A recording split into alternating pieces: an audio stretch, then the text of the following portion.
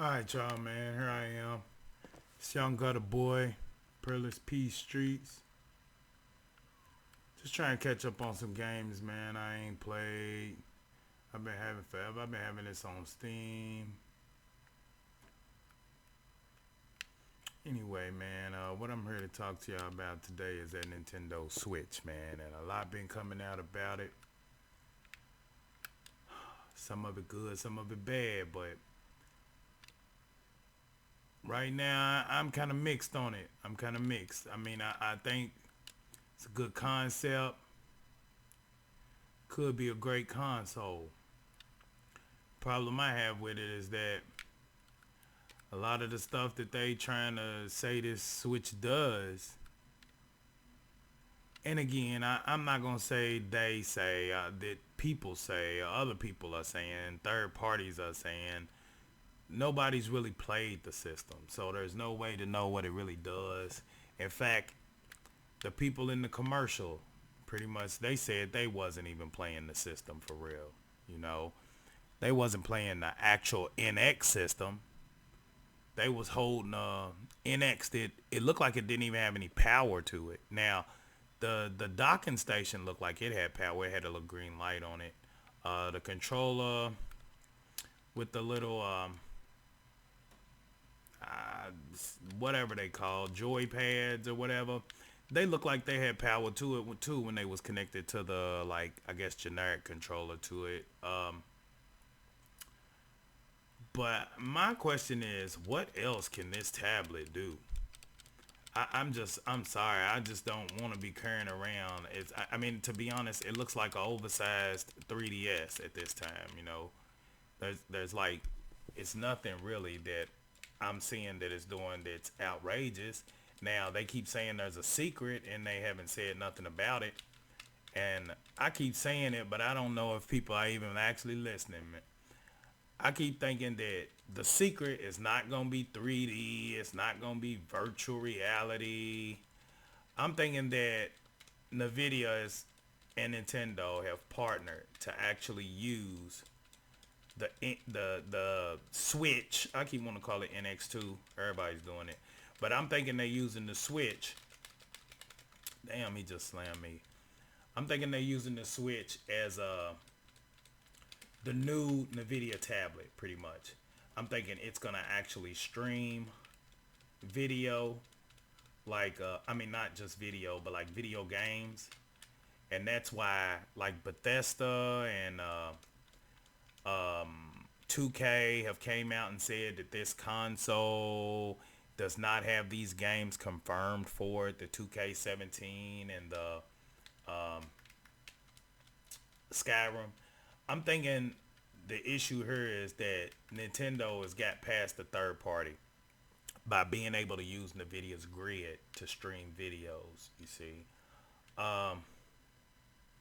video games. I'm sorry, and that would be perfect. You know, cause then we wouldn't have to worry about what's coming to the system. We pretty much then got to worry about what's coming to the grid. Also, when they talk about the supplemental computing device, that would be, it would be the same, because when you think about it, the NVIDIA Shield tablet didn't have the hardware to be able to stream PC games.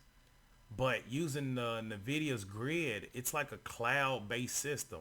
In other words, you got other NVIDIA graphics cards pretty much in a server giving you those graphic cards pretty much from cyberspace. I would say it. It's giving you the power to connect to other graphics cards. And that way they wouldn't have to worry about third party, because you would actually have all those third party through NVIDIA's grid application, just like you have on the Shield. Well, the Shield console, you know. It would kind of hinder the console, like they were saying, away from home. You wouldn't be able to play those grid games because you wouldn't have the internet connection to stream the games. But what games Nintendo, the first party games, would be on cartridge for you to be able to use. This console, to me at this time, is pretty much Nintendo's new handheld, they're considering it a home console because it can dock to your TV. But to be honest, with all that docking stuff, it doesn't really matter about the dock because they could have just put a HDMI port on it and it would have been the same. You see, it just it's crazy that they're considering this a home console. Now, if I got one, it would probably never come undocked unless the tablet can run other applications, which is my big question. Can this tablet run other applications besides the applications that Nintendo's going to put on there, like your Miiverse, things like that? It needs to be able to do more than just play games if it's going to be a tablet. Actually, the size of the tablet, it needs to be able to do a lot more. Maybe even have some kind of version of an Android application, maybe. Um, I just don't see it selling that well at $300, and really, it's just a handheld, you know, that they're considering a home console because it docks to your TV. They could have just, like I said, added a HDMI to it, HDMI out, and you could just plug it in when you get home. You didn't necessarily need this big old docking station. Um, Also, that's another question. Does it have the option to dock while on the go? Like, can I actually connect this console through HDMI to just a TV at, like, say, my grandmother's house? If I just took the handheld with me and I go over there, do I have an option to just connect it with an HDMI cable directly to her TV and then use my controller?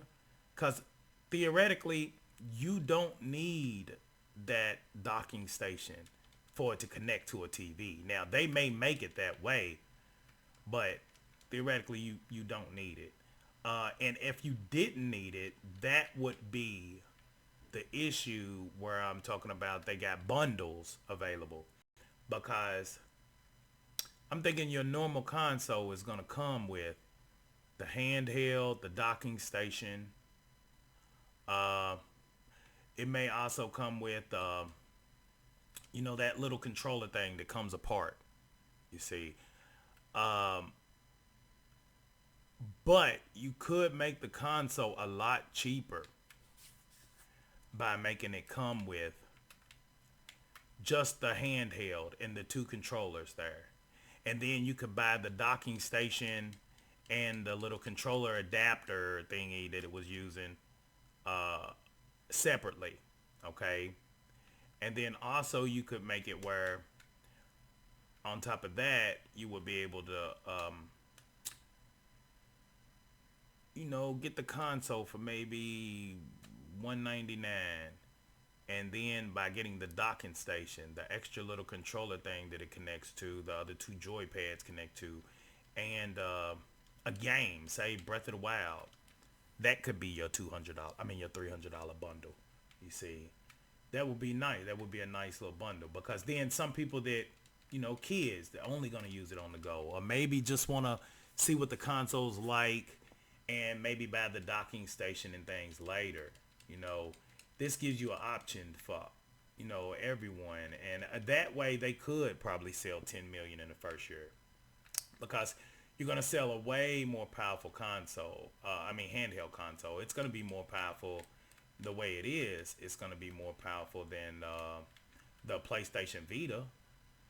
So with it being more powerful than the PlayStation Vita from launch, and then also you can connect it to your TV, will be, cool. But shoot, I remember the PlayStation Vita when it came out. It was like $349. I bought my son the $349 one, and wow, a bunch of games. I spent like $700-800 that day.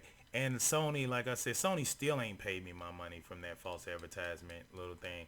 I don't know what's wrong with them. They are really sickening to me right now. Sony is. They are sickening to me. I just don't see at this time that console being able to be more than $199. because for one, the docking station does nothing. If they're gonna make you purchase it to connect it to your TV, that's kind of an injustice right there, because you could just added a HDMI, or you could have added, like, I think it would have been better with the little HDMI wireless dongle they was talking about.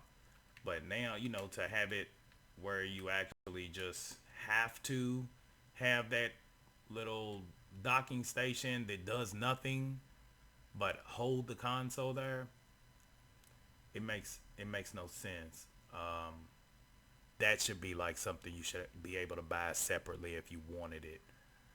I probably would never use mine as a handheld per se. Maybe at my son's football practice or something, sitting there waiting for him to come out of practice or something. Yeah, I may use it then. But that actually would be pretty cool to be able to take Breath on the Wild with me, and while he's sitting there practicing, I can play Breath of the Wild. I mean, I love Zelda to death, love Nintendo to death, but I mostly play on PC. Like right now, playing this with the ultra textures and everything on my Alienware Alpha, and this here is an i5 version. But I'm gonna be honest, for the price of the i5, I think this is pretty much what the Xbox Scorpio is gonna end up being. I think it's gonna end up just streaming PC games and Windows games, and it's pretty much just gonna be an Alienware Alpha. Well, maybe even download, but yeah, it's gonna be a console PC. Even especially seeing the Alienware is even involved in the Scorpio. They've actually already confirmed that Alienware is involved with the Scorpio. So it'd be nice to see the real specs on certain things. Now, that the PlayStation Pro, I just don't see a point in purchasing it. And really, it's nothing against PlayStation as a console or anything like that. I just have a problem with PlayStation and their practices. Also, with the first party game lineup they have, nothing is spectacular, nothing at all. I don't see a reason to run out and buy a PlayStation. When people bought the PlayStation 4 like they bought it, I was kind of disappointed in the gaming community. I was like, "Are you serious? This this console comes out with games like The Order, and they hype this stuff up." Now, I ain't gonna lie, some Xbox hypes up a lot of games too, but it's just no point in buying a PlayStation at this time, and Xbox is making themselves the same way. That's the only reason I'm saying, Nintendo, I hope you do something spectacular with this, because right now, the way it is, I just can't see a lot of this stuff happening, and keeping the gaming community moving forwards. It's not gonna move forwards with you coming out with a console that's only 720p, that really is a handheld console. You're considering it a home console because it can connect to your TV, but really it's just a handheld console. And this handheld console has a lower resolution than the Nintendo Wii U had. So I mean, what's the point in that? And again, what's the point in using NVIDIA if you're not gonna use the grid? Now, NVIDIA paid a lot of money for their grid. They should actually allow Nintendo to use that, and then that Nintendo would not have to worry about third-party games, because anything you wanted third-party, you could just purchase or download with a subscription from the grid, and that way Nintendo would only have to concentrate on their first party games, handheld and console first party games, and allow Nvidia and the PC companies, to do the ports, because they already porting games to the grid anyway, and you using pretty much the same chip, as they use in the grid. So I mean, it's no point. If the grid is not on there, it's very disappointing. That'd be very disappointing. I think that's the only reason to use NVIDIA in a home console. it would be very very disappointing. I don't think I would even purchase it if right now, not with what I've heard from it. Now, like I said, a lot of this stuff is rumor. Some people have heard some extra stuff that may come out that is real. Now, like, to be honest, with a lot of the rumors they said with the first console, I mean with the Switch when they was calling it an X, a lot of them rumors did come out to be true, like the controllers disconnecting and things. And I'm still wondering what's up with that other company. I guess they was out of India or something that pretty much made the same thing. And they was thinking maybe that was just somebody thought that was gonna be the NX. But I'm like, no, there's nothing new about this concept, to be honest. So what is the secret?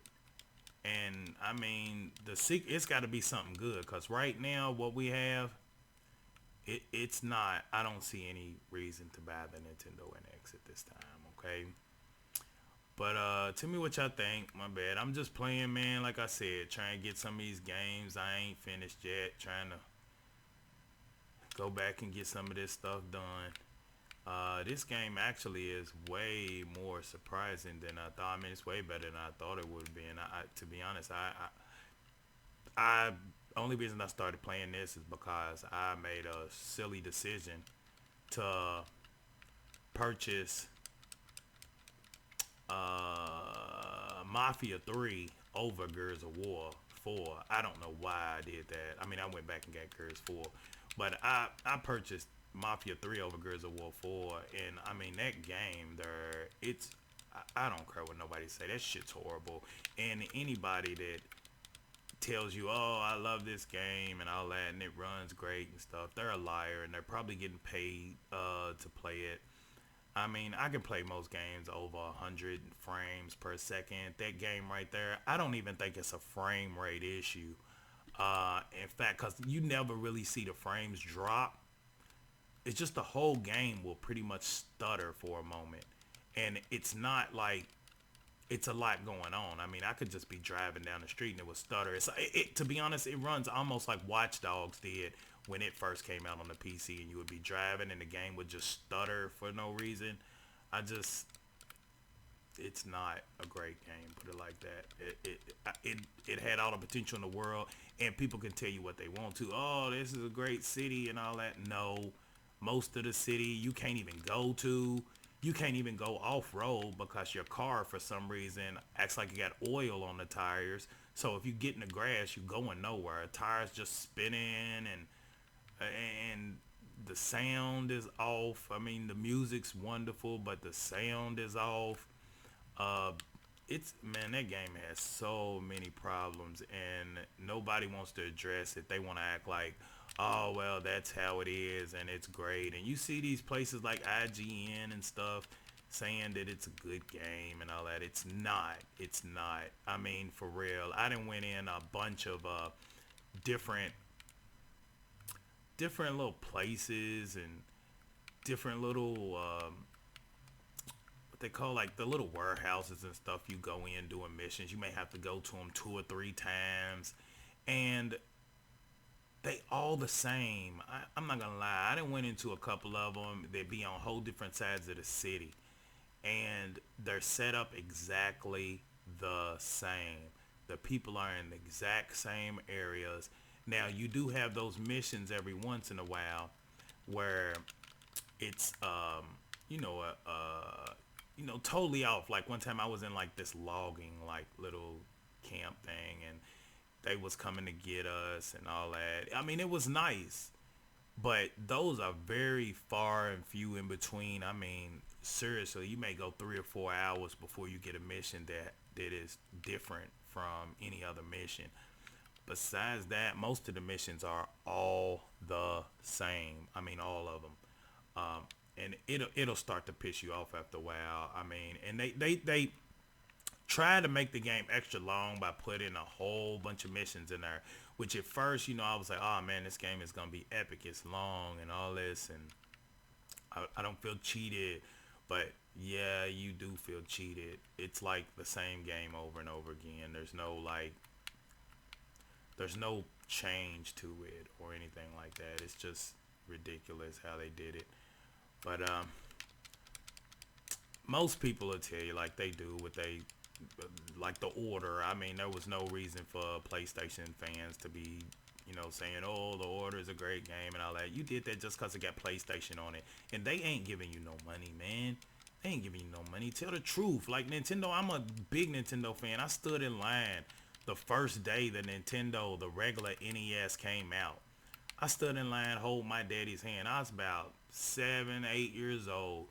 I never forget that. Love that damn thing. I mean, it was perfect, but yeah, there's no reason to defend. I don't care if you're a Nintendo fan or not. You need to ask for more. You should demand more for your money. Otherwise, you're gonna continuously get the shovelware bullshit they've been putting out for the last two consoles. GameCube was great, and people talk about how GameCube came in last place. Oh, GameCube didn't sell it well. Man, go look up your numbers for real.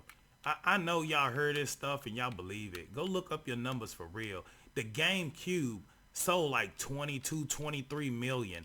The Xbox, the first OG Xbox as they calling it now, that only sold like 1.5 million more consoles than the GameCube.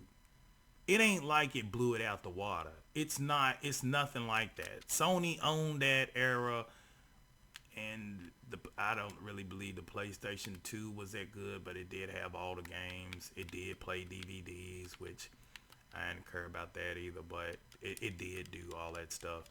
But yeah, the Xbox One didn't blow no GameCube out the water. So I mean, they can say it lost. It did, but it wasn't like it was just like the Wii U and this generation. It wasn't like that.